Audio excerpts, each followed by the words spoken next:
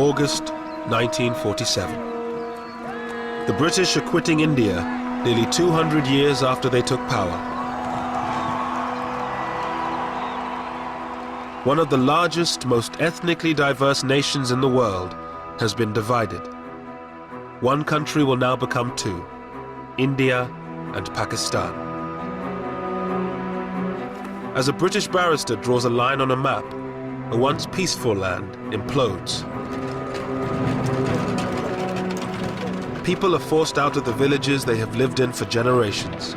15 million scramble to be on the right side of the new border. At least 1 million die in the process. And this huge mass of humanity just moving along, barefooted, no food, thirsty. It was a terrible sight, terrible sight. Communities that have lived together for centuries turn on each other in one of the worst communal massacres of the 20th century. It was so senseless, so utterly senseless. And yet, there's nothing you can do about it. Britain, the once great colonial power, looks on as India burns. Hindus and Muslims were in the grip of madness, lunacy.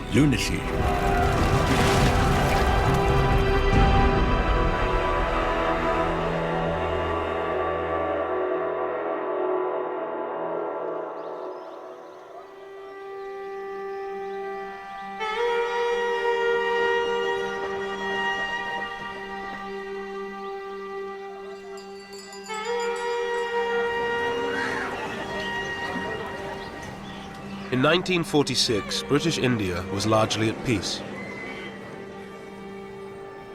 On the surface, there was communal harmony between Hindus, Muslims, and Sikhs.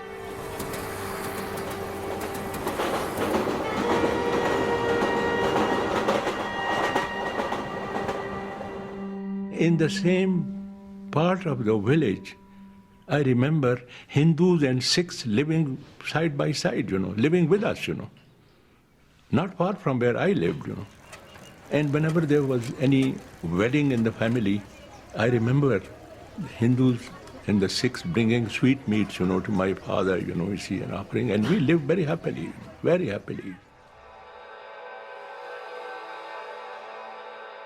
In British India, the 255 million Hindus were in a majority. India's 92 million Muslims were concentrated in the northwest and northeast of the country. The 6 million Sikhs lived mostly in the Punjab, one of the richest and most diverse provinces in India. Lahore was its ancient capital.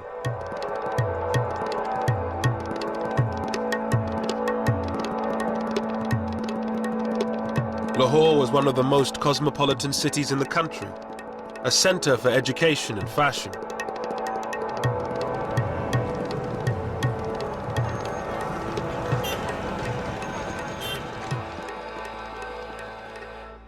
Roded Khan, a Muslim, had left his village to study law and history at Lahore's Foreman Christian College. Lahore took my breath away, because it was a different city, and it was a different world.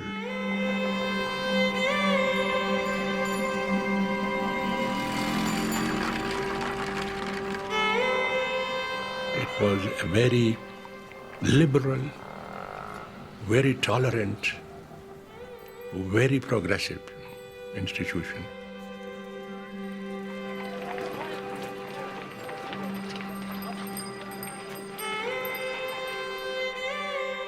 At the same time, Somanand, a Hindu, was in his final year of school in one of Lahore's fashionable suburbs.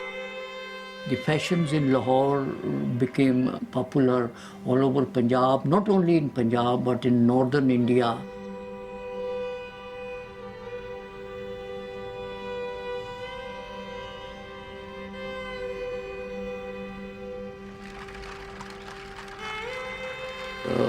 There was a famous saying in Punjabi that a person who has not seen Lahore has not been born yet. He is yet to be born. In a few months' time, the peace of this ancient city would be shattered.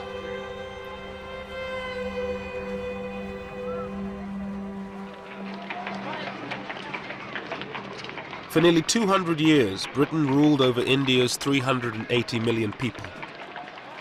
India was the centerpiece of Britain's empire, a source of money and power. For the British who were stationed there, life had changed little in decades.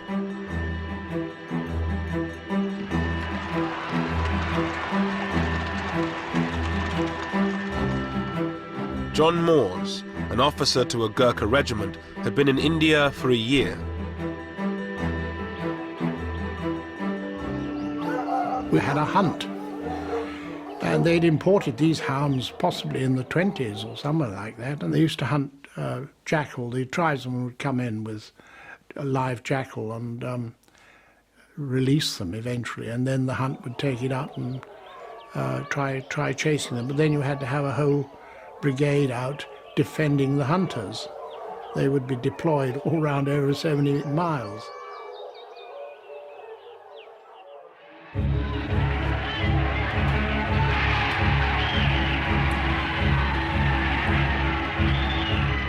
For decades, Indians had fought to rid themselves of British rule. The independence movement had been kept in check by ruthless military force. But by 1946, everything had changed. World War II had left Britain bankrupt. Mr. Moores and the other British troops knew that they would be the last.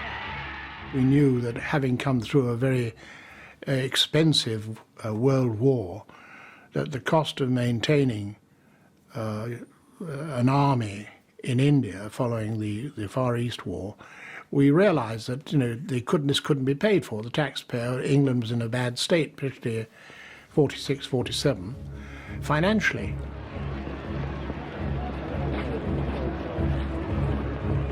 But India's independence leaders were divided over what should happen when Britain left. The Indian National Congress, under its leaders Pandit Nehru and Mahatma Gandhi, demanded a single state where all religions would live side by side. But many Muslims feared living under a Hindu majority. Even in the middle-class homes of Lahore, ancient prejudices ran deep. At one level, they had very cordial relations. Our Muslim neighbors were very good. They helped us, we helped them. But see, Hindus had a curious inhibitions.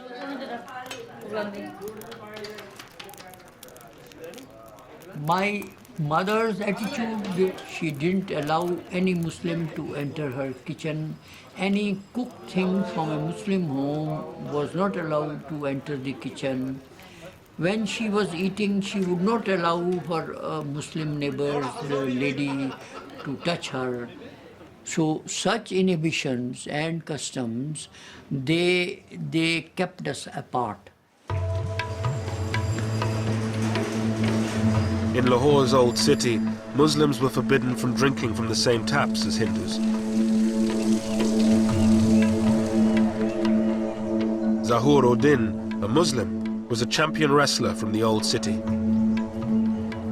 बाकी असी लोग जाके लगले जांदे पानी पींदे सा ना वो छबील तो पानी गिलास ही कुछ सानी सन पियांदे वो इस तरह पानी भी नहीं सन पियांदे उन्होंने एक एडी एडी लम्मी नौजल रखी सी लोहे दी वो इत्थों फड़दे सन ते जिथे तुसीं बैठे हो ना उत्थों तक नौजल हुंदी सी इत्थों पानी पांदा सी ते असीं इस तरह पानी पींदे सा वो छूत तो भी सानूं छूत समझदा सी Hindu.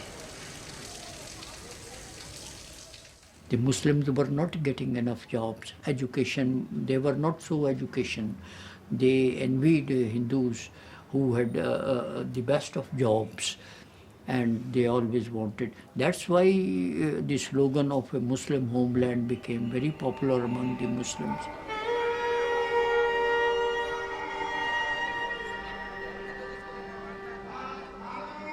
Muslim fears that Hindus would dominate an independent India drove the demand for a separate Muslim homeland.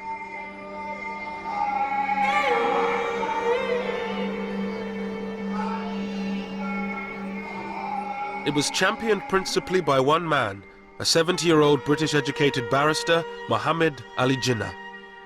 His Muslim League demanded the division of India into two, one country for the Hindus and Sikhs and another for the Muslims. Once the British leave, and there will be a democratic form of government, you see, But in a democratic form of government, the Hindus will always be in a majority, and the Muslim will always be in a minority. We have no chance. Our minority will never be transformed into a majority, and the Hindu majority will always remain a permanent majority. Therefore, we have no chance. Pandit Nehru, the leader of Congress, toured the country arguing the case for a united India.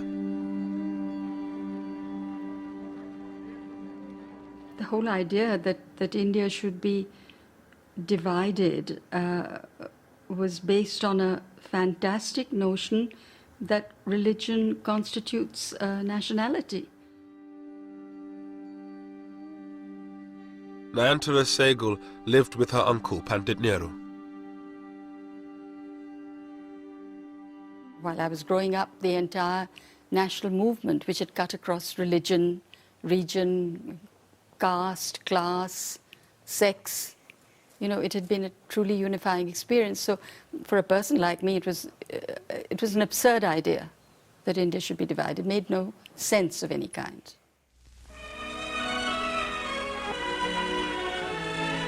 Clouds gather over Simla for the opening of Lord Wavell's conference with the Indian leaders. In March 1946, a British government delegation, the Cabinet Mission, arrived to negotiate between Congress and the League. This was supposed to be the breakthrough conference, where a deal would be struck leading to an independent India. Pandit Nehru, who calls for an Indian republic, is accused by the League of working for domination over the Muslim minority. Jinnah did compromise on his demand for a separate Muslim state. He accepted a united India if it had weak central powers. But Nehru, a socialist and believer in a strong central state, refused any such concessions to the Muslim League. Mr. Jinnah, the Muslim leader, holds fast to Pakistan, and it's reported that his maximum concessions were regarded by Congress as inadequate. At any rate, the fateful conference at Simla, following the preliminary work in Delhi, has ended in failure.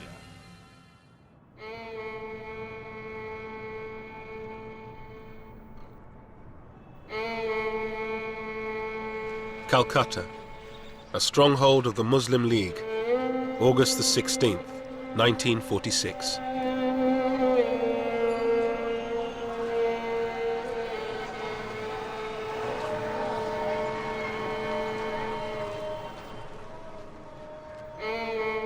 With the collapse of negotiations, Jinnah called for direct action.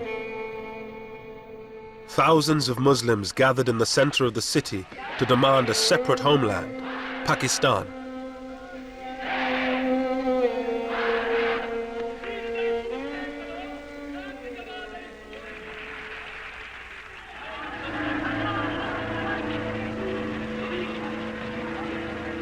As the crowds dispersed, the more radical elements headed for the Hindu parts of the city.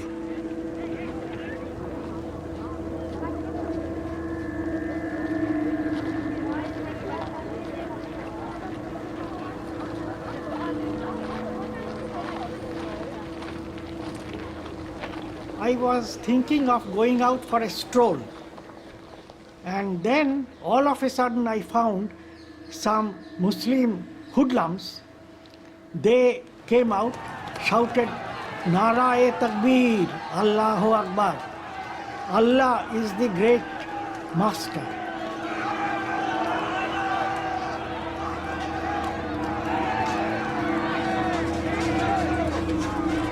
Local gangsters hijacked the demonstration. They whipped up the mob, and it turned violent. Then I found that a neighbor who had come out to see what was happening, his head was cracked and lay bleeding. So I thought that going out would be absolutely foolhardy. Then these boys, they started hitting the doors, and they said that we will not spare any Hindu.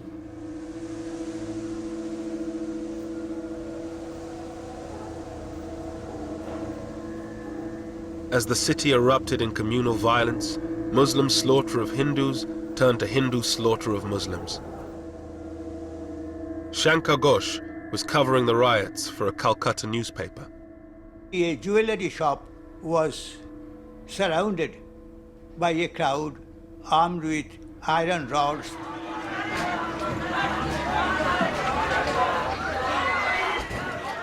An elderly employee, he was already half dead in fear. He came with his folded hands like this. But this furious mob, they had no time to hear what he wanted to say. So I think a boy of 14 or 15 just pulled his leg as he came out, and the man fell down. And someone hit him on the head with an iron rod. I think that one blow had finished him.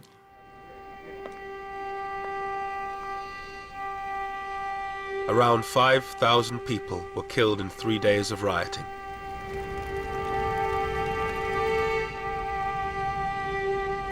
But the British, with one eye on leaving India and fearful of being overrun, ordered the troops to stay in their barracks until it was too late.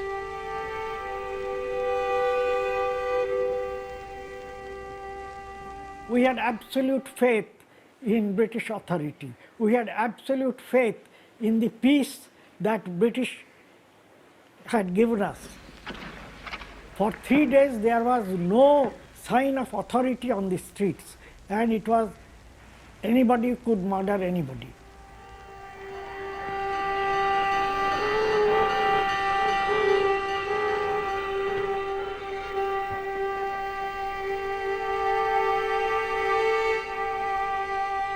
The Calcutta killings shattered the hope of the British that they could get out of India quietly and peacefully. With religious hatred and suspicion growing, the dream of a united India seemed to be falling apart. Pran Chopra was a young reporter for All India Radio at the time of the riots. Until then, there was still a possibility that there could be an undivided India. That impression evaporated in the heat of what came to be known as the Great Calcutta Killings. Once that impact spread through the rest of the country, the hope that India could remain undivided began to vanish. After Calcutta, the violence spread. In Bihar, Hindus largely massacred Muslims. In Noakhali, in Bengal, it was Hindus who were mostly under attack. With British power waning, India was in danger of falling apart in the chaos of communal violence. One man thought he could bring the country together and maintain the dream of a united India: Mahatma Gandhi. Ashoka Gupta was one of Gandhi's disciples. After the riots, Gandhiji's attitude was that we are same people, born in the same country, brought up in the same country. We have believed in the community living. Whether you follow this faith or that faith, it doesn't matter. It's the humanity which concerns.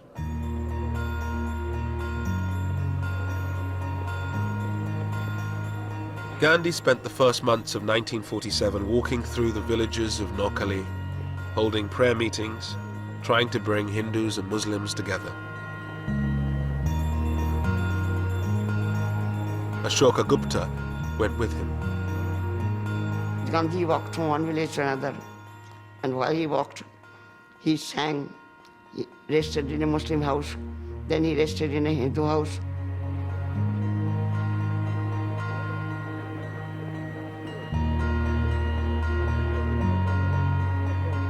But the great pacifist and campaigner for independence was hardly the unifying figure he wanted to be. Gradually, the prayer meetings, the non-Hindus were absent. Shankar Ghosh reported the story for his Calcutta newspaper. The Muslims were not keen to come to him, were not keen to listen to him. And Before Gandhiji went on his morning trip from one village to another, they used to defile the path, spread thorns, bones, etc. on this road. An advance party had to be sent because he was in Noakhali, he was not wearing any shoes. He was walking barefoot. Gandhi had always opposed constitutional concessions to Muslims. For many of them, he represented Hindu supremacy. Mr. Gandhi did not appeal to the Muslims, He failed to win the hearts and minds of the Muslims of India, The way he used to talk about politics and his language, it was foreign. It did not appeal to Muslims at all, But he used to be practically, naked. He used to have one arm on the shoulder of one girl, and he should have another arm on the shoulder of another. And the Hindus thought he was a saint, Gandhi's dream of a united India seemed to be collapsing.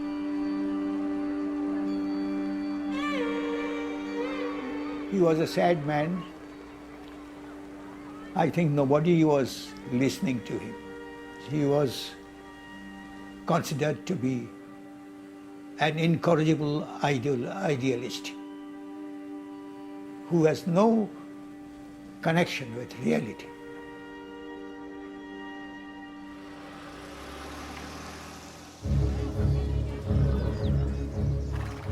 In February 1947, the British government made a dramatic declaration. They would definitely leave India by June 1948. But there was still no agreement on how to give India to the Indians. With chaos spreading, they decided on a radical solution: to appoint a new viceroy. The scene is Northolt Airfield. The occasion, the departure of Lord Mountbatten of Burma, who was leaving for India with his wife. Before the new viceroy, there lay the task of holding office for the brief but obviously difficult period of just over a year until the date when Indians are to take full control of India. Everyone in Britain, I'm certain, wishes the viceroy all possible success in India. I was in school, and they said, you'll miss the last term of school, and we're taking you out in the middle of this term because Daddy's been appointed Viceroy of India, and so we're going out for probably a couple of years. And, thought we'd take you as well, because you can be useful.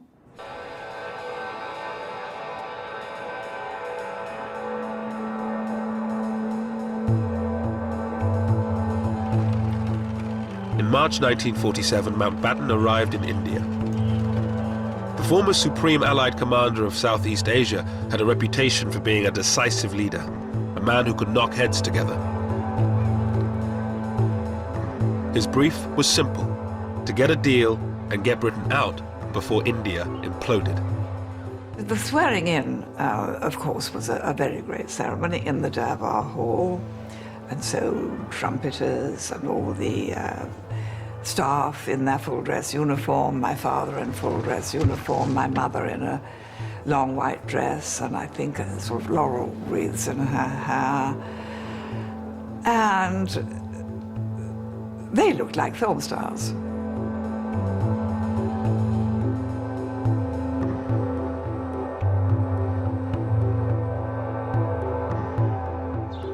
The Viceroy, his wife Edwina the Vicereine, and their daughter Pamela moved into Viceroy's house in New Delhi with its staff of 5,000. In Viceroy's house, there were indoor gardeners. Now, the indoor gardeners just arranged the flowers in the vases and changed the water. And there were 25 of them as indoor gardeners. There was one man who spent his entire time with a seal that bore the British crown, stamping the butter pads. And there was another unfortunate man known as the chicken plucker, who did nothing else. So the scale was so amazing. Narendra Singh Sarila was to become Mountbatten's aide-de-camp, his personal assistant.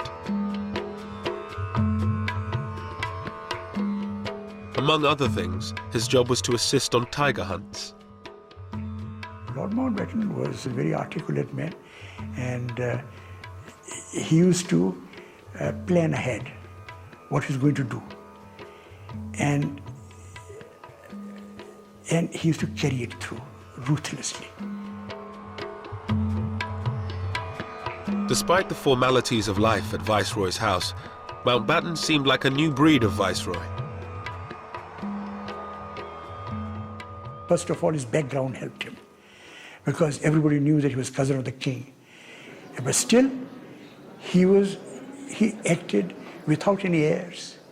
And I think that impressed Indians, because other viceroys kept, their sort of upper lip and that sort of thing. And I think that helped to impress people. Well, the first thing that was different with my father and mother was that when they were entertaining, I mean, they were in India, they invited Indians, which had never happened before.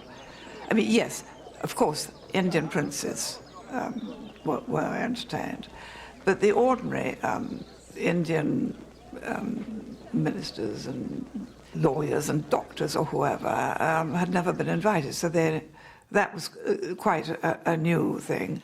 On the personal level, Dickie was a very charming, very handsome, very lovable person who met one very informally, and when one was very young and rather nervous in front of important people, he could put one at one's ease.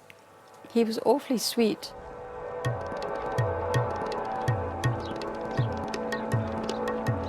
Mountbatten's first task was to meet the Indian leaders, Mahatma Gandhi and Pandit Nehru for Congress, and Muhammad Ali Jinnah for the Muslim League. He hoped his more informal style would give him greater success than his stuffier predecessors. They sat away from the desks in armchairs and were offered refreshments of some kind, and he would say, well, now, before you put me in the picture politically and in the state of India, do tell me a bit about yourself. It was a technique that worked with Nehru. The two would become lifelong friends, but it totally failed with Jinnah. He came out of the meeting afterwards and said to his aides, my goodness, he was cold, cold as ice.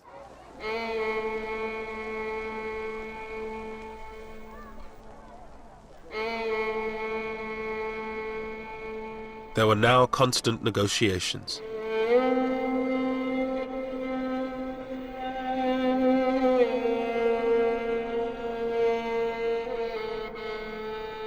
As a divided India became a real possibility, the political tensions at the centre filtered down to the local level.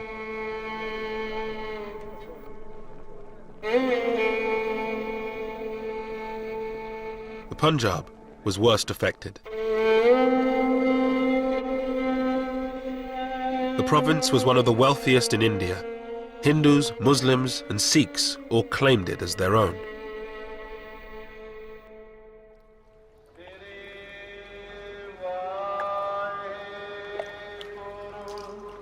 The Punjab was home to most of India's 6 million Sikhs, the location of their most holy site, the Golden Temple. The Sikhs' great fear was that if India was divided, the Punjab, with its Muslim majority, would end up in Pakistan. For Sikhs, it was unthinkable that they would be ruled by the Muslims, historically their enemies.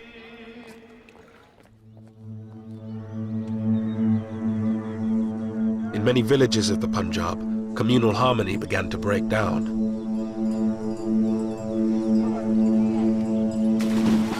Aridaman Singh Dillon was living in a mixed Sikh-Muslim village.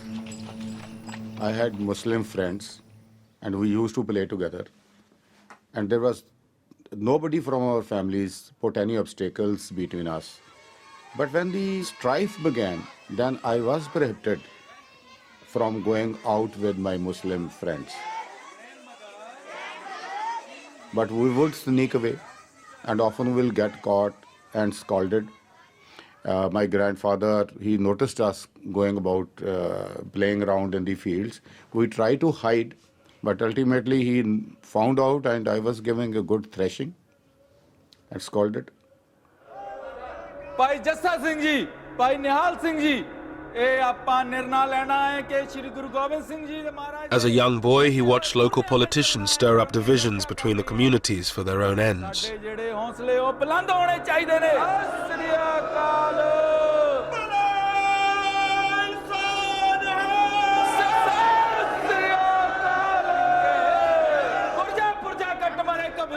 They have to whip up the sentiments of the people, and the easiest way to whip up the sentiments of the people are to tell them that their religion is in danger, that is, their community is in danger. What else would they tell?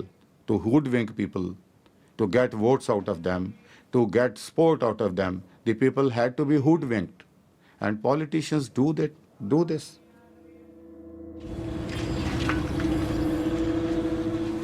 Tension also increased in the Punjab's capital, Lahore. Student Somanand always had a lot of Muslim friends. They now refused to talk to him. A class fellow of mine raised the Congress flag on the school building. The Muslims were very furious. Why? They also raised their Muslim League flag on the school building. So the tension increased. The distrust was already there under the surface. It was there for centuries, but now it came above the surface. John Moores and his band of Gurkhas were now sent to Lahore to help the local police keep the peace. We arrived in Lahore around about the 23rd of April. We already knew that there were rumblings going on for intelligence that had been passed to us, and we were briefed on that. And our first job was to get to know the city and how to get around it.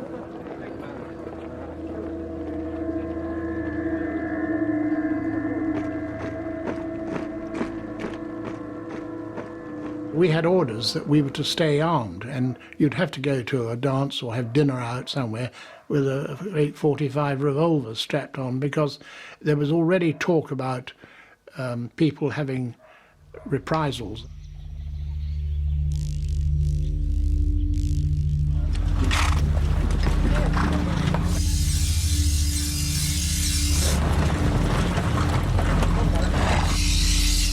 In the villages of the Punjab, there were few British patrols. The Sikhs began forming jathas, armed bands. Many Sikhs had served in the British Army during the war and still had their weapons.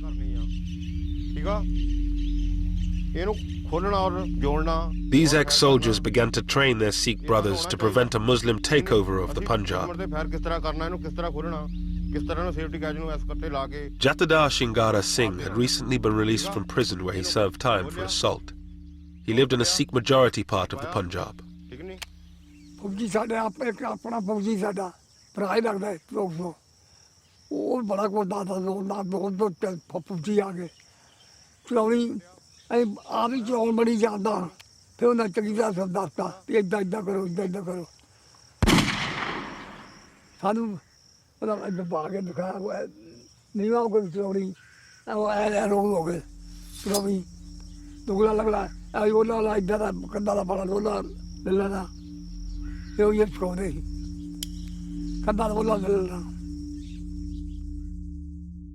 A number of Muslims from our village had come down to see my grandfather and told him that they have heard rumors that certain people are getting together in adjoining villages to attack our village and other villages to kill the Muslims. Aridaman Singh Dillon came from a long line of Sikh warriors. His ancestors had been imprisoned by the British. His grandfather, the village head, refused to join in the wave of communal violence. A committee of Sikh, Hindu and Muslim people were created, and they were given small arms like lances and axes. We had a couple of guns, and the basic reason for doing this was to guard their own village. against the people coming to loot the Muslims of that village and to guard their Muslim friends. And every night they would hold the patrolling throughout the village to guard the village and the Muslims.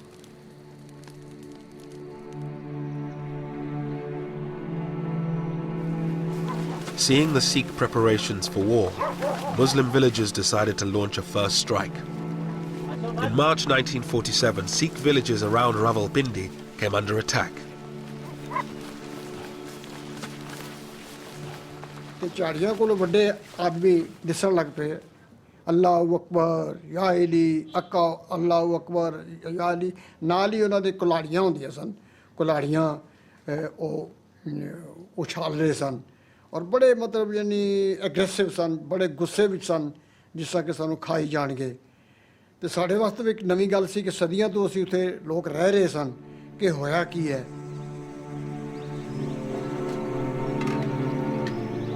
The Sikhs were heavily outnumbered by Muslims.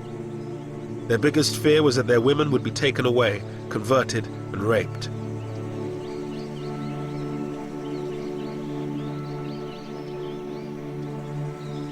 ਇੱਕ ਮੁਸਲਮਾਨ ਸੀ ਗੁਲਾਮ ਰਸੂਲ ਉਹਦਾ ਨਾਂ ਸੀ ਉਸਨੇ ਇੱਕ ਲੜਕੀ ਦੀ demand ਕੀਤੀ ਕਿ ਇੱਕ ਲੜਕੀ ਮੈਨੂੰ ਦੇ ਦਿਓ ਤੇ ਅਸੀਂ ਸਾਰੇ ਲੋਕਾਂ ਨੂੰ ਉਹ ਬਦਮਾਸ਼ ਟਾਈਪ ਦਾ ਆਦਮੀ ਸੀ ਔਰ ਅਸੀਂ ਸਾਰੇ ਲੋਕਾਂ ਨੂੰ ਇੱਥੋਂ ਹਟਾ ਦੇਵਾਂਗੇ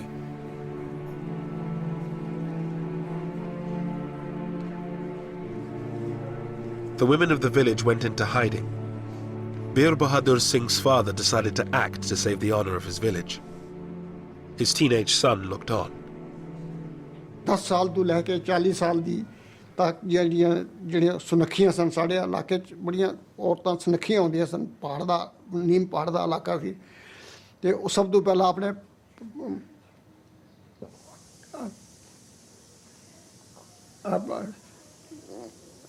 ਥੋੜਾ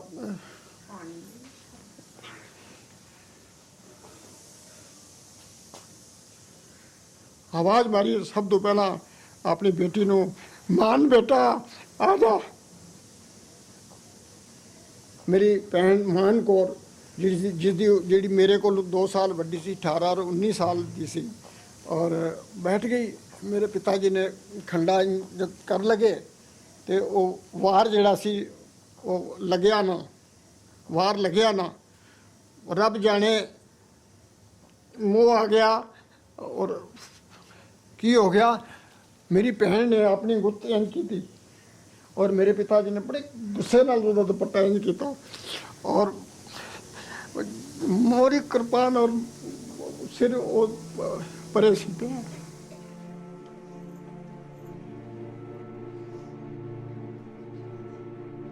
ਉਹ ਦੋਏ ਚਾਚਾ ਭਤੀਜਾ ਨੇ ਮੇਰੇ ਇੱਕ ਹੋਰ ਤਾਇਆ ਜੀ ਵੀ ਉੱਪਰ ਸਨ ਜਿਨ੍ਹਾਂ ਦਾ ਕਾਫੀ ਵੱਡਾ ਸਰੀਰ ਸੀ ਉਹਨਾਂ ਸਾਰਿਆਂ ਨੇ ਕੱਟਣਾ ਸ਼ੁਰੂ ਕੀਤਾ ਖਟ ਖਟ ਖਟ ਦੀ ਆਵਾਜ਼ ਆਉਣ ਸੀ ਮੈਂ ਯਕੀਨ ਜਾਣ ਕੇ ਜਾਣਾ 60 ਸਾਲ ਮੈਨੂੰ ਅੱਜ ਦੀ ਯਾਦ ਹੈ ਕਿਸੇ ਨੇ ਹਾਈ ਨਹੀਂ ਕੀਤੀ ਬਸ ਵਾਹਿਗੁਰੂ ਦੀ ਆਵਾਜ਼ ਆਉਂਦੀ ਰਹੀ ਹੈ ਕਿਸੇ ਨੇ ਹਾਈ ਨਹੀਂ ਕੀਤੀ ਕੋਈ ਨੱਸੀ ਨਹੀਂ ਕਿਸੇ ਨੇ ਰੋਲਾ ਨਹੀਂ ਪਾਇਆ Such scenes were repeated throughout the western Punjab in March and April 1947.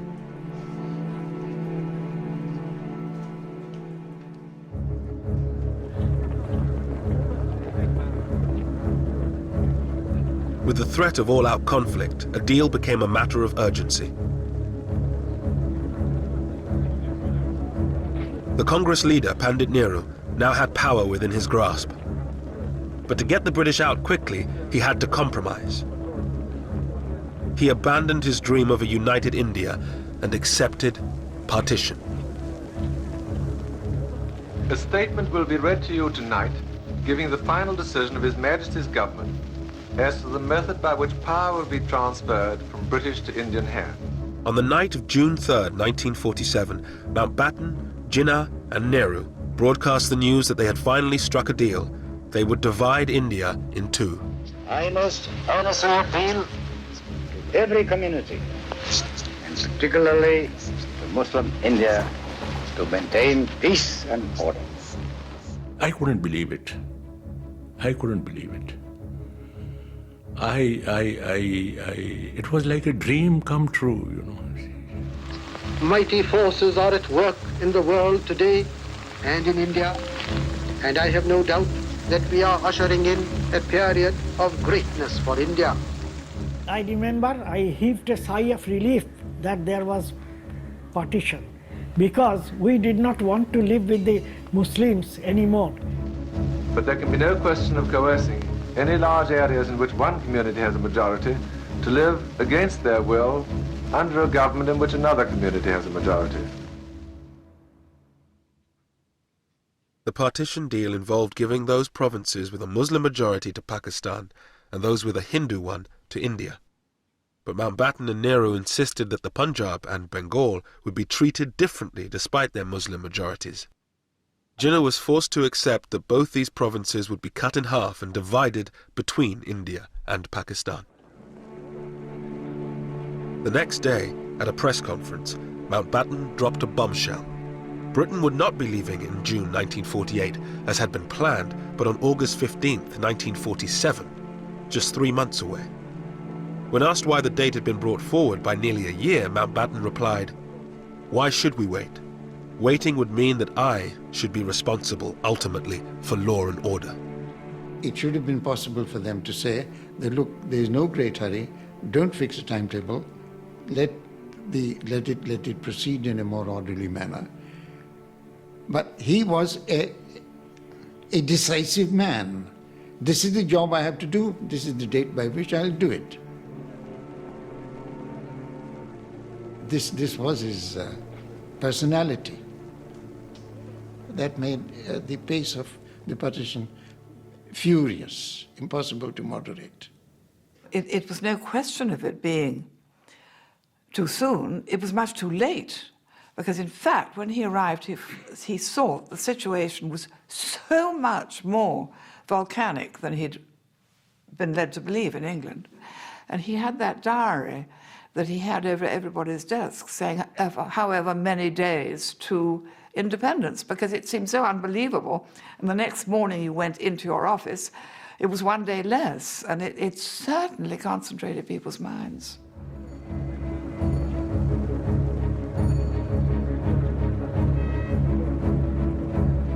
But with 3 months to go, no decision had been made on one crucial matter: where the border between Pakistan and India would lie. A new boundary had to be urgently drawn up. The man chosen for the task had never been east of Paris: British barrister Sir Cyril Radcliffe. Cyril Radcliffe was a very remarkable man. It was not just the quality of his mind, though that was formidable, perhaps the most formidable I ever encountered, I think. He had this unerring gift for going to the heart of anything he was discussing. He came very clearly to a rational conclusion. He was a very rational man. On July 8th, Radcliffe arrived in India. He moved into a bungalow on the Viceroy's estate. With partition only 36 days away, he met Mountbatten. The brilliant and serious barrister did not quite hit it off with the flamboyant Viceroy. I think he thought that he was a vain man, and not a man whose judgment was totally to be relied upon. But he didn't dislike him, and I think he respected the fact that Mountbatten was the last Viceroy and doing the best he could with a very difficult remit. Could you get me the figures, please, for the Gurdaspur district? I believe I'm right in saying that there is a narrow Muslim majority, but not a substantial one. Yes, it's 50.6%. With his private secretary, Christopher Beaumont, Radcliffe began his work. His toughest job would be in the Punjab and Bengal, which were being divided in two. Radcliffe was being asked to draw a line through the middle of both provinces.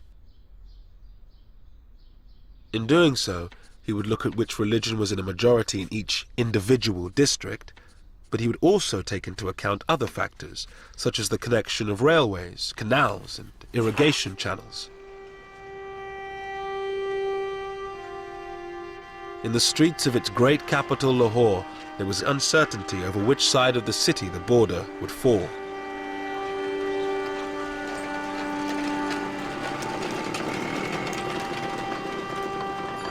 Satish Gujral was an art student in Lahore from a politically influential Hindu family. Most of my Muslim friends also agreed that logically speaking, there was more chance that Lahore will go to Indian side. Because seeing everything belongs to Hindus, education, money, banks, insurance, buildings.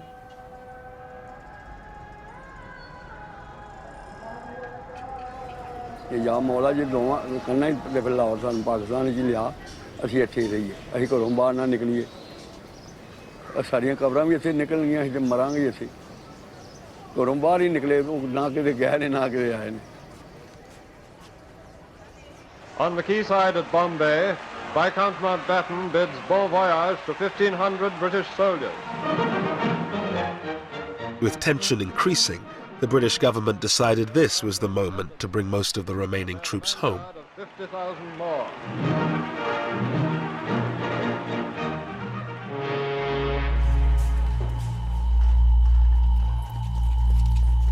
With just over a month to partition, tension on the streets of Lahore began to turn to violence.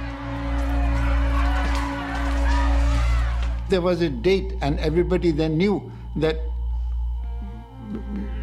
do whatever you can now, because after this date you won't be able to do it. Whether it's looting Muslims or looting Hindus, whatever it might be. So therefore the date itself became a driver. With the border still to be decided, Muslims, Sikhs and Hindus began to clear their neighborhoods of anyone not of their community.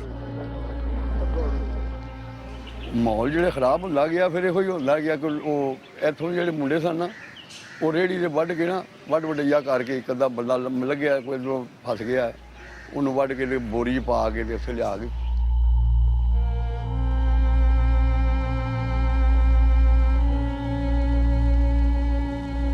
ਉਹ ਹੈਗਾ ਸੀ ਉੱਥੇ ਲਿਆ ਕੇ ਤੇ ਉਹਨੂੰ ਸਾੜਦੇ ਸਨ ਇਹ ਮੁੰਡੇ ਮੁਸਲਮਾਨ ਜਿਹੜੇ ਐਸੇ ਏਰੀਏ ਜਿੱਥੇ ਜਿੱਥੇ ਮੁਸਲਮਾਨ ਹੈਗੇ ਸਨ ਉਦੋਂ ਹਾਲਾਤ ਇਸ ਤਰ੍ਹਾਂ ਇਹੋ ਜਿਹਾ ਰੋਈ ਕਤਲ ਹੋਇਆ ਮਾਰ ਦਿੱਤਾ ਸਾੜ ਦਿੱਤਾ ਇਹ ਪੁਲਿਸ ਹੋ ਜਾਂਦੀ. Despite violence erupting around the Punjab, the British presence was now minimal. John Moores and his small group of Gurkhas did what they could in Lahore. You try to get in there quickly and say, well, what's happened with the police? And they say, well, this shop's been set on fire. And then the next thing which upped it would be someone would be killed or burnt. And so then you get a reprisal from the other side, then picking on somebody else. And gradually, this is how it escalated. It was like a bushfire. And it was difficult to control. As Lahore tore itself apart, Mountbatten had other problems to solve.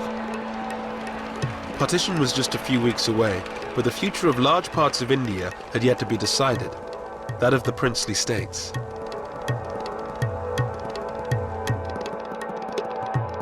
Ruled by princes, these semi-autonomous states were dotted around India. They had been allowed to run their own affairs in return for their loyalty to the British Crown.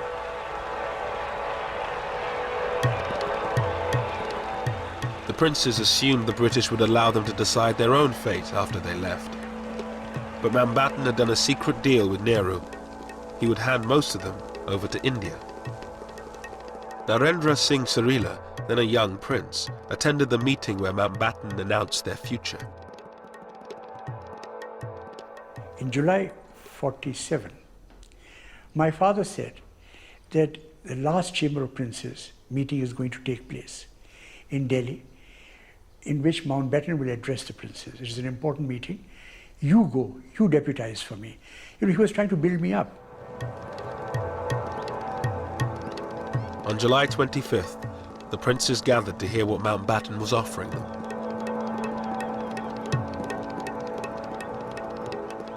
He came and stood in front on the podium. And I remember that he looked left and right while pictures were taken. It was perfect showmanship. And then he started addressing the princes. Your Highnesses, ladies and gentlemen, and he said that we have no alternative but to sign the instrument of accession. Mountbatten told the princes they had little choice: join the Indian Union or be swept away in a wave of democratic change. And I think this made a great impression, and many of the princes who had these ideas that they would become independent and do what they like, this collapsed. They realized that if they didn't sign, most of the princes, the small ones, they would be most probably wiped out. With the princes in the bag, the partition settlement was nearly complete. All that remained was the final border, down to Sir Cyril Radcliffe. I think it was the loneliness of the decision which I remember him talking about. It wasn't a single decision, it was a series of decisions about where the line should be drawn. These decisions were going to be his, and he had to take responsibility for them. And I think he found that a lonely experience by comparison with some of the things he'd done. Sir Cyril had no time to see what was happening in the lands he was dissecting. His approach to drawing up the boundary, separating majority Hindu-Sikh areas from majority Muslim ones, almost certainly encouraged the religious cleansing of entire districts. There were areas where the margins were not very great. Therefore, the majority in those areas wanted to make sure that the process didn't get fudged with small numbers. So drive the minority out, whether it is Hindu or Muslim minority, to make sure that this bit of territory doesn't slip out of your hands.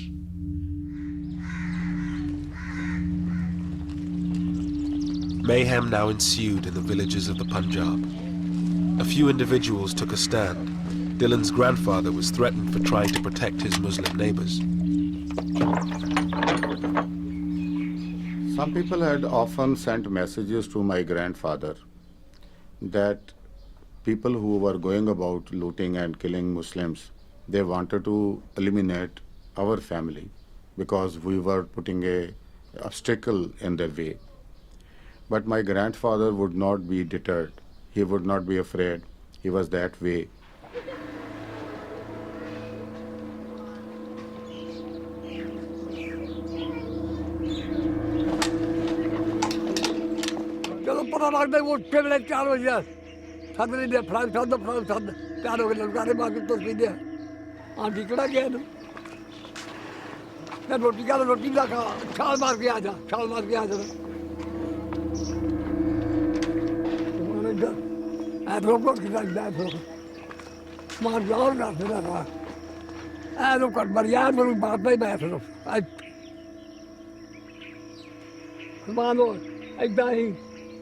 लेकिन कुर्बान थी ना आता है बजा दे तो बड़ी गिजी बड़ी फबरी बड़ी बड़ी और लागे आते थी तो कब चौका कितना आ गए वो जीवन है साढ़े ने मारे हैं अभी बड़े खुश होते हैं दूसरे लड़कारे मारते जो बढ़ देते हैं लड़कारे मारते तगड़ा जा लड़कारे मारते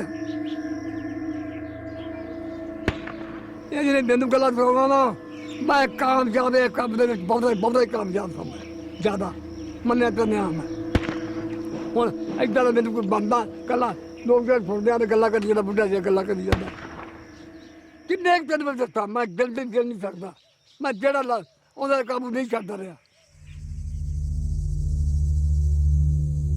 Small contingents of British-led troops scoured the countryside trying to stop the violence.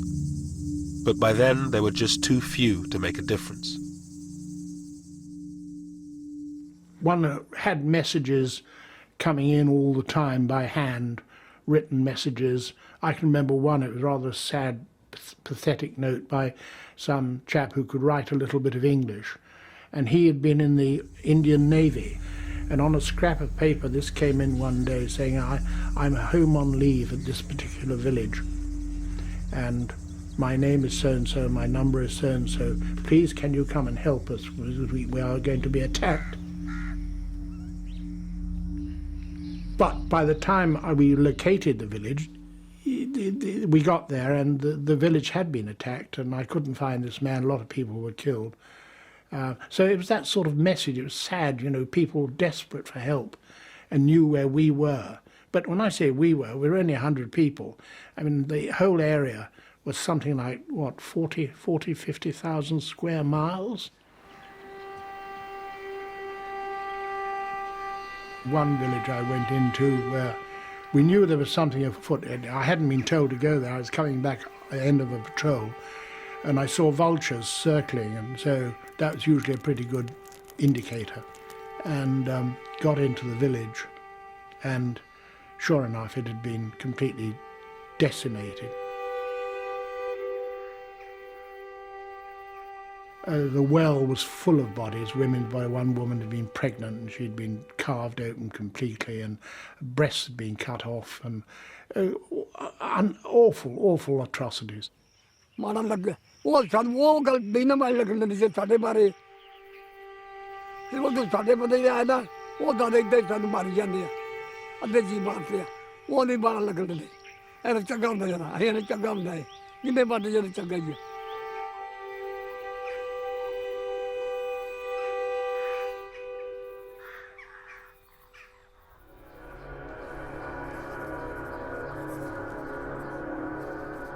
In Lahore, murder was now an everyday occurrence. With partition just 2 weeks away, rumours circulated that the city would go to Pakistan. Lahore's richer Hindus took no chances. There was tension. The Hindus started leaving much before the partition Lahore. They knew that Lahore would go to Pakistan. They started leaving the city, but they pretended that they are not leaving. They kept their drawing rooms as it was there. All the sofas and all the furniture was there. In the hearts there was a hope lingered that Lahore would be on this side.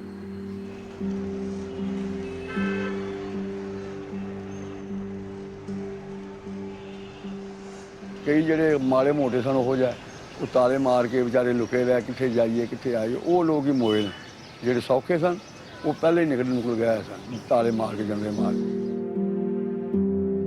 Som's father, a bank manager in Lahore, said if they could live under the British, they could live under the Muslims. I didn't want to leave. My father also didn't want to leave. He hoped. And he said, okay, all these people who are leaving, they are fools. They'll come back tomorrow.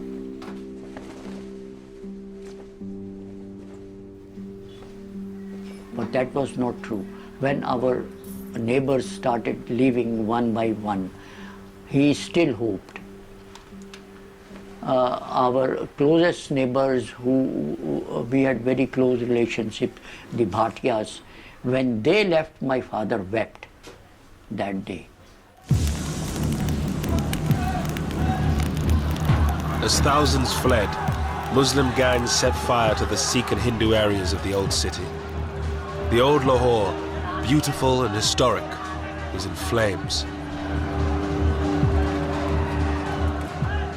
At night when I used to sleep on the terrace, I could see the Hindu Shahalmi area burning 5 miles away.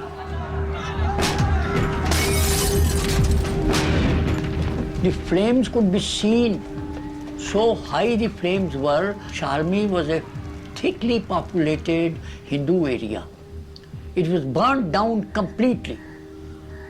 And I could see 5 miles away the flames, the light, all that. And we were so terrified that night. All around my house, people were running. Children, elders, women. When I asked someone, he said, mobs are coming. and the area is on fire. He told me to run at once if you want to save your life.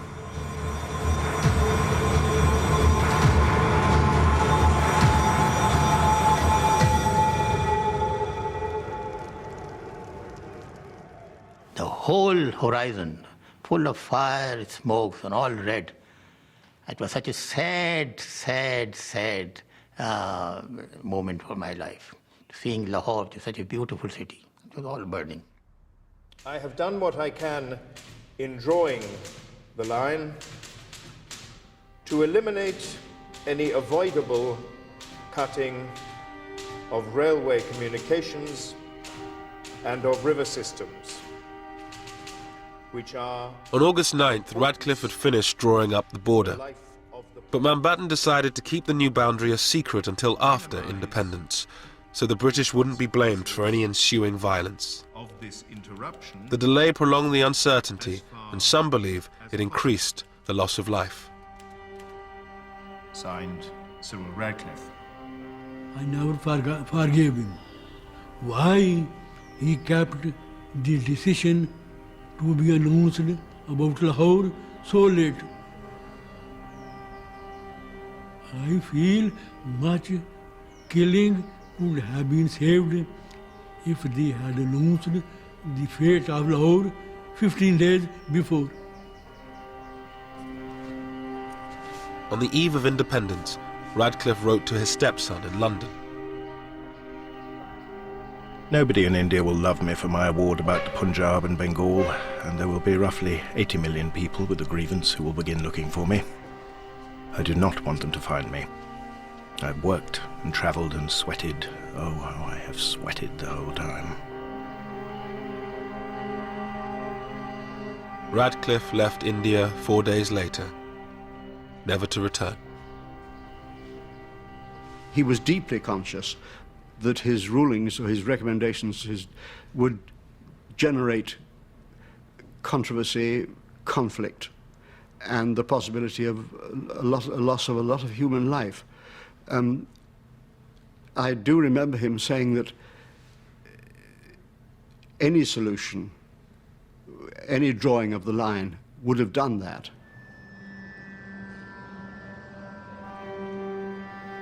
On August 14th, 1947, a new country was born on the subcontinent.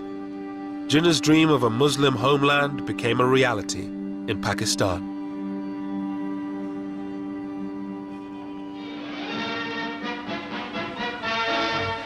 Through Karachi's streets drives the Quaid-e-Azam, Muhammad Ali Jinnah, Pakistan's first Governor-General. It's Karachi's first day of independence, and the crowds are out to greet him and Earl Mountbatten. Mountbatten was in Karachi to declare independence for the newly created state. Bizarrely, no one except he and Radcliffe knew where its borders were, but this didn't stop the celebrations.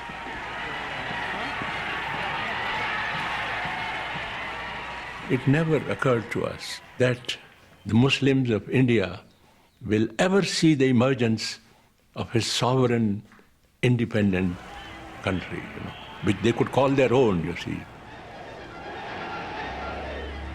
A country they could live for, a country they could die for, you see. It never occurred to us,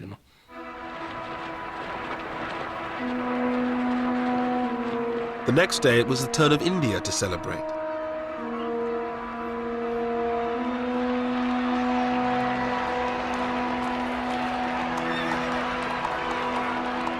Hundreds of thousands thronged the streets as Nehru, Mountbatten, his wife Edwina, and their daughter Pamela made their way to the Constituent Assembly.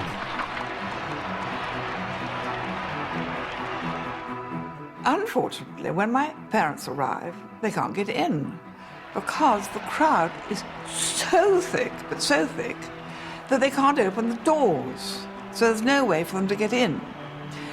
So somebody has to crawl in some window and go to the Prime Minister and say, it's like to the Viceroy, I can't get in because the crowd is so vast. Will you come and sort it out? So Nehru had to sort of scuttle around back and start hitting people and shouting at people and clearing away, which he was always brilliant at and loved doing. And eventually my parents were allowed to make their state entrance considerably less dignified than had been expected.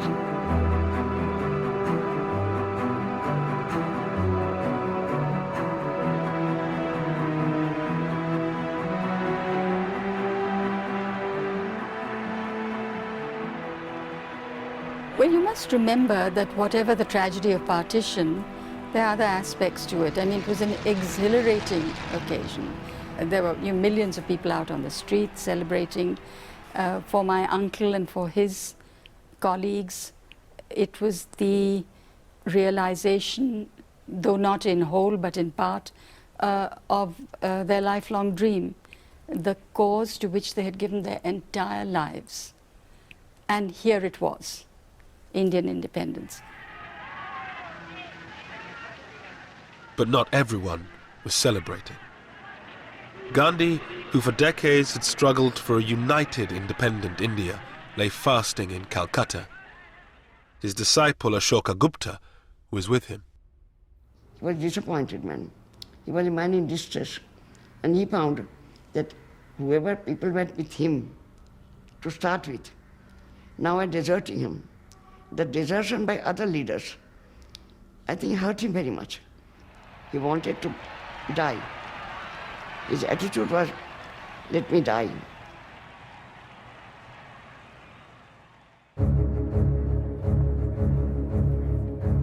With the celebrations over, Mountbatten finally announced the new border.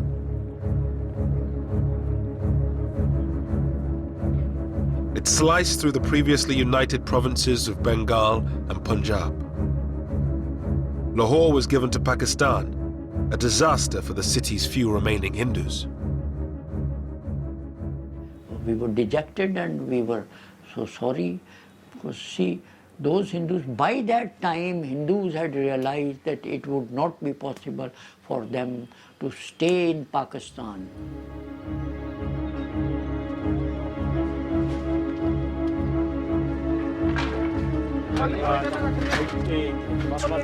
Millions of people were now on the move. Muslims who found themselves on the Indian side of the border, and Hindus and Sikhs who were on the Pakistani side.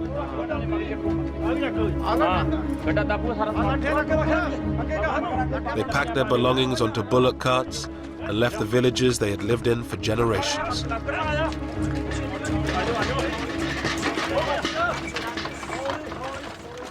डरते हैं जी हाँ डरते हैं बहुत तो डरते हैं सब भी अजीब आजन कोई चीज नहीं चुकन दी वाला भाई आके कुछ नहीं जाना तुम अपनी जाना ले जाओ गड्डियां ते बहन दी करो गड्डियां ते दो दो बोरियां आटा सुट लिया जिन्ना घर हैगा सके ते एक गड्ढा सी छां घरां दा कोई पता नहीं सी इन्हां नहीं पता भी आया भी अपने पिंड ही जावांगे इत्थे बलगणी आउणा सी पिछे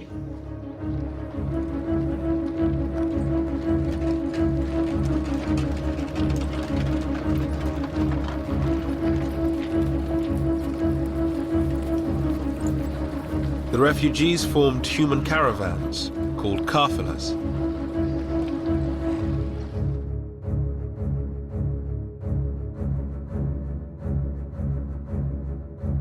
The lucky ones had military escorts to protect them from armed bands waiting on the roads. The first major refugee movement, the biggest concentration, was about a 50 miles long column of over 200,000 people was moved, and I was escorting it from Jalandhar onwards up to the Pakistan border. Wajahat Hussain was a young army officer. He had been sent to the Punjab to deal with disturbances on the border. We had very few troops with us, very few troops with us. So here were these people. There were no transport arrangements. There were no arrangements for the medical cover. There was nothing except that we had collected these people in open spaces. They were told to move, and they were moving on foot. Some had bullock carts, and they put their belongings on the bullock carts, and their old people and children. Others were on the foot. And we used to do about, initially we used to do about 15 to 20 miles in a day, but as they got tired, as the days passed by, they became less and less. Military ਨਾਲ military ਆਉਂਦੀ ਰਹੀ ਅੱਗੇ ਅੱਗੇ ਪਿੱਛੇ ਪਿੱਛੇ ਅਸੀਂ ਨਾਲ ਦੋ ਤਿੰਨ ਮੌਤਾਂ ਵੀ ਸਾਡੀਆਂ ਉੱਥੇ ਰੋਟੇ ਆ ਕੇ ਹੋ ਗਈਆਂ ਹੈਗਾ ਹੋ ਗਿਆ ਬਿਮਾਰੀ ਪੈ ਗਈ ਬਹੁਤ ਜ਼ਿਆਦੀ ਬੜੀ ਮੁਸੀਬਤ ਸੀ ਜਿੱਥੇ ਫਿਰ ਕਾਬਲਾ ਖਲਾ ਨੇਰ ਪੈ ਨੇਰੀ ਪੈ ਫਿਰ ਜਹਾਜ਼ਾਂ 'ਚ ਵੀ ਰੋਟੀਆਂ ਸਾਨੂੰ ਇਸ ਤਰ੍ਹਾਂ ਨੇਰਾ ਪੈ ਜਾਣਾ ਉੱਥੇ ਕਾਬਲਾ ਰੋਟੀਆਂ ਕਰਨਾ ਤੇ ਕੋਈ ਜੇ ਪੱਕੀਆਂ ਤੇ ਪੱਕੀਆਂ ਨਹੀਂ ਪੱਕੀਆਂ ਤਾਂ ਨਹੀਂ ਪੱਕੀਆਂ ਨਹੀਂ ਪਾਣੀ ਗੰਦੇ ਪੀਤੇ ਪਤਾ ਨਾ ਝੋਨੇ ਲੱਗੇ ਝੋਨਿਆਂ ਵਿੱਚੋਂ ਐ ਕਰਕੇ ਤੇ ਪਾਣੀ ਪੀਣਾ Throughout August and September, the columns of refugees grew and grew, from hundreds of thousands to millions. Well, you imagine 2 million people on one road virtually, and it's just a seething mass of people trying to get water, trying to call in. Wells were poisoned, trying to find food, trying to cope, trying to cook, women having children. It's awful, awful things.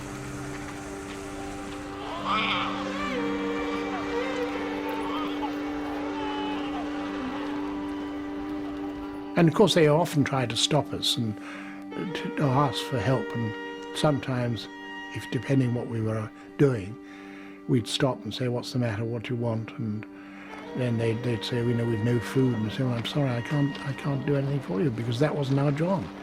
We just didn't have any food to give them.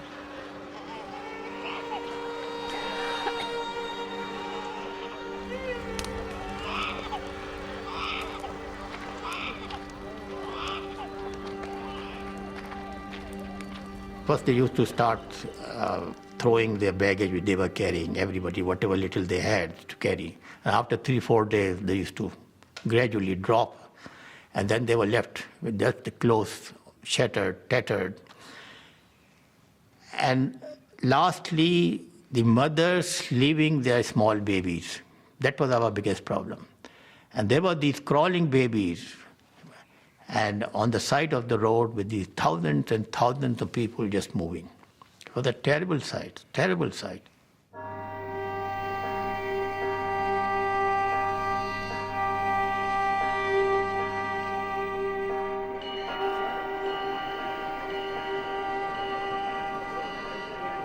Tens of thousands of people boarded special refugee trains that made their way between India and Pakistan. They were easy prey for the armed gangs that roamed the countryside. It was John Moore's job to escort a trainload of Muslim refugees to Pakistan. It wasn't a train, it was just a lot of coal wagons, steel coal wagons, and this of course is August, which is pretty hot. And we loaded up these wretched refugees.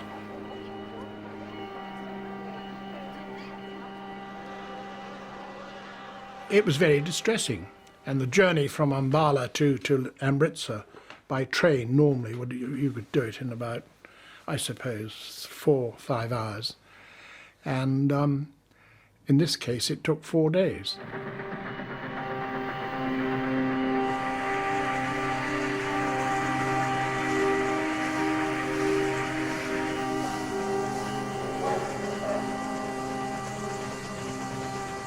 There was no water, very little water on the way. We had our own supplies of water for the 3 platoons, but we had a job to do, and we couldn't help them.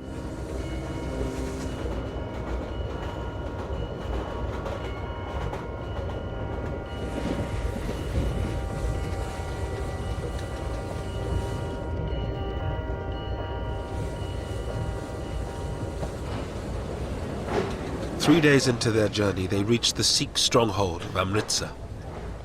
Just 14 miles from the border, they were forced to stop to pick up water. The station had been taken over by hundreds of armed Sikhs. Amritsar station was crawling with, it was packed, it was like sardines, right across not just the platforms but across the tracks. They all had weapons of some sort or another. Some were old blunderbusses, some were fairly modern rifles, spears, swords. They were shoulder to shoulder crowds and pushing and shouting and screaming, and you realized that you were just going into a hell, and if you didn't look tough, you were for trouble, because they would then have gone for us before the refugees. And I said the thing to do is to get the grenades out, let them see. A lot of them are ex-soldiers, these people here, the weapons they were carrying. Let them see you priming grenades, prime the grenades, and that they'll know you mean business then. And doing that, the crowd sort of melted back and away and left us clear. And I suppose we must have been in the station for about 4 hours, something like that. And just as dawn was breaking, we managed to pull away the engine to do the last 14 miles. There had been very little planning for the movement of refugees or their protection. Most British troops had already been sent home, whilst Indian and Pakistani forces were in total disarray. They were totally inadequate forces. The reason was very simple, because the Indian army was being split. At the same time, don't forget that the troops were also concerned about their families, because wherever they came from, the trouble was going on in their homes also. So they were very much concerned. And most of them were on leave, or they were on the process of joining their new unit, or they'd already joined. So very few bodies on the ground, really speaking, available to us to deal with the job.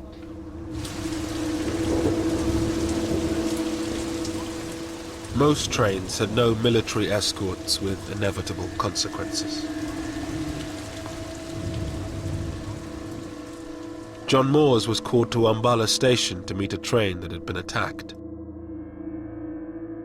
This was a trainload of, 500, 600, 700 people, most of whom had been killed, slaughtered, mainly elderly people, young children, young women, and they had been attacked and slaughtered, shot. I can remember seeing a young woman with her, she was still alive, her head open, cut open, and you could see her brains, and knew there was nothing that we could do. We hadn't got any surgical facilities or anything like that. But it was a horrendous thing. And I still think about it very much. Art student Satish Gujral helped organize the transportation of refugees. In Amritsar, he saw the hatred partition had brought. The Muslim girls' school nearby had been raided, and all these girls had been brought out, stripped, then taken in procession to this location, where they were being systematically raped.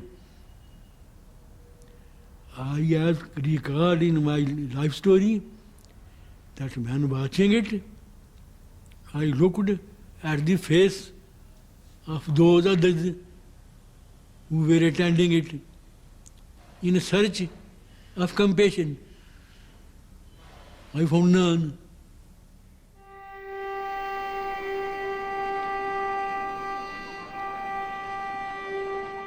In the coming months, around 15 million people made the journey from one side to the other.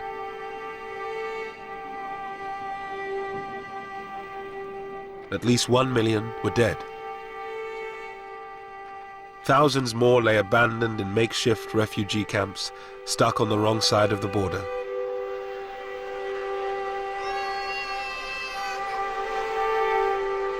The Viceroy now led the relief effort. My mother was forever visiting the Punjab. She visited in 5 months. She did 70 major tours of the Punjab into the camps and trying to organize the camps, organize the hospitals, get guards on the hospitals, get food. And they soon learned that tell Lady Mountbatten something or answer one of her questions and something will happen.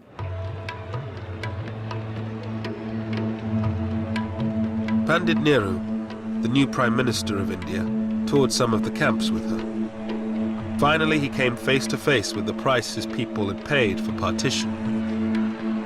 Satish Gujral was in a refugee camp in Lahore when he arrived.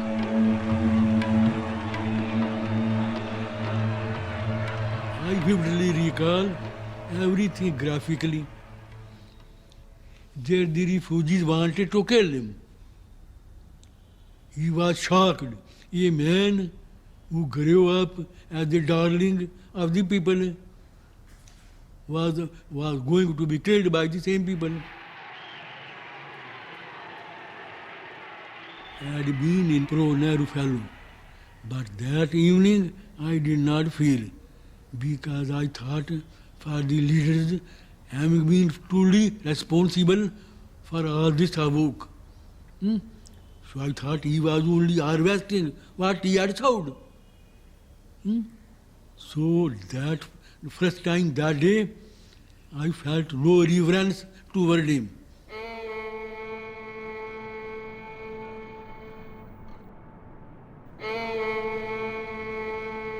In Lahore, there were now few Hindus left. Somanand and his father were among the last. In the weeks following partition, they came under attack from Muslim gangs seeking a religiously pure Lahore. And it was free for all in the city. There was no one to check them.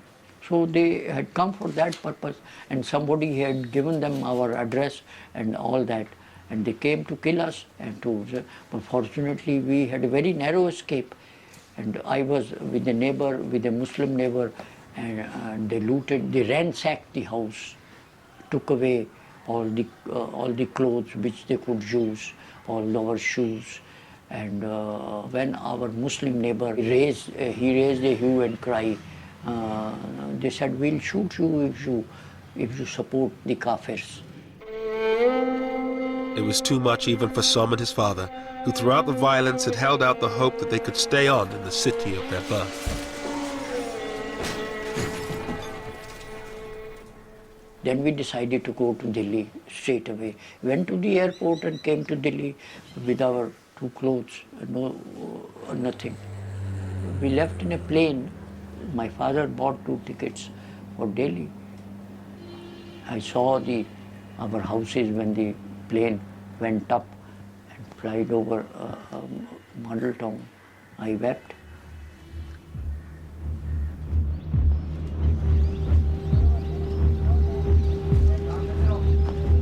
In Dillon's village, where the Muslims had been protected by his grandfather, the Indian army arrived one day and ordered the Muslims out. It was a sort of very heavy moment. There were tearful departures and farewells. The Muslims left most of their assets and properties with their neighbors, thinking that they would be able to come again to pick those things up.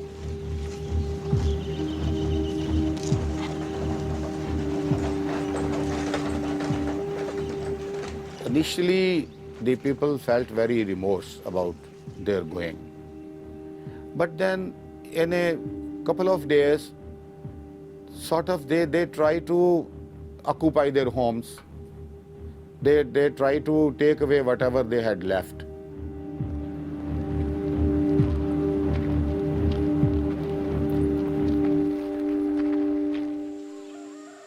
In only a few months, India had been divided along religious lines. The Indian part of the Punjab was cleared of nearly all its Muslims, while Pakistan was emptied of most of its Sikhs and Hindus.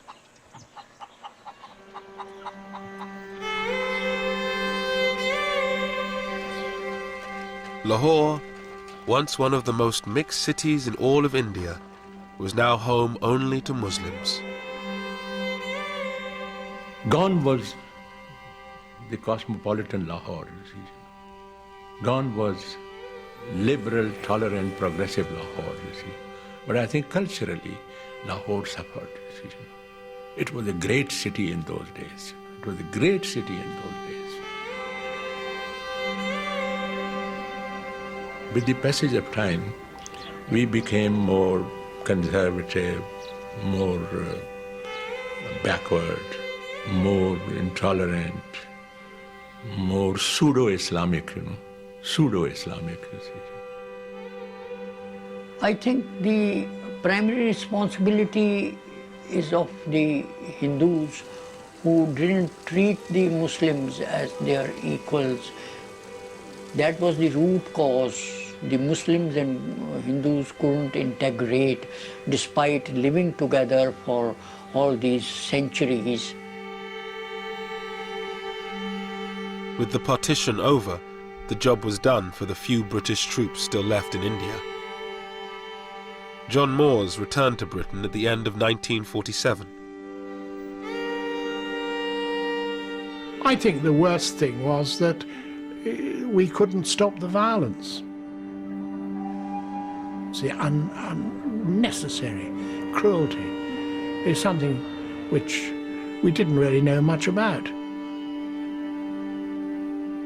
Mountbatten stayed on in India until the end of 1948 as its Governor-General. He returned to his career in the Navy, becoming First Sea Lord. He was killed by an IRA bomb in 1979. The whole problem was that Mountbatten tried to do this job in too short a time. To expect a country to be partitioned, a new country to be created, and within 2 months move the portion of the government of India to Pakistan, and to move the troops to Pakistan and from Pakistan to India was a tremendous job. It cannot be done, and that's exactly what happened. Everything went out of control.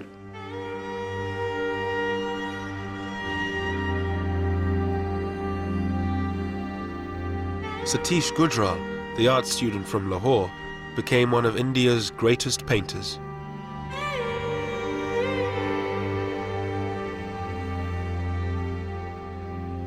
This experience sank in me so deep after partition, and began to paint without any consciously effort. This woman suffering, this brutality of man to man became my theme.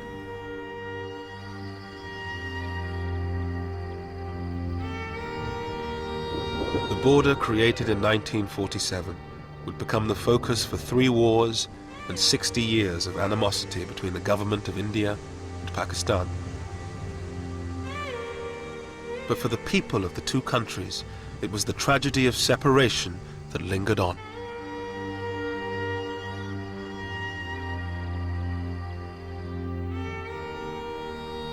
I missed my friends.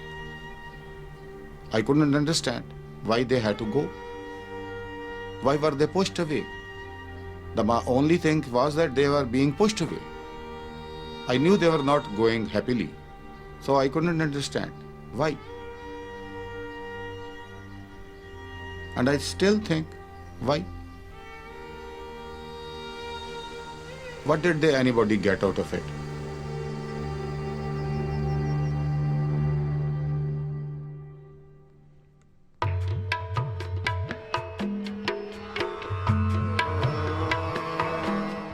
And on BBC4 at 11 in Midnight's Grandchildren, 3 British teenagers travelled to the Punjab to see how their families were affected by partition. Coming next here on BBC2 Newsnight.